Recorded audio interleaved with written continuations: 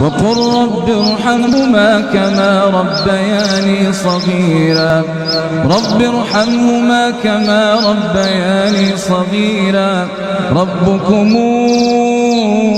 وأعلم بما في نفوسكم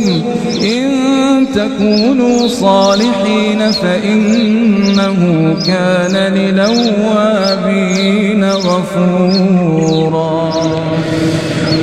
وآت ذا القربى حقه والمسكين وابن السبيل ولا تبذر تبذيرا إن المبذرين كانوا إخوان الشياطين وكان الشيطان لربه كفورا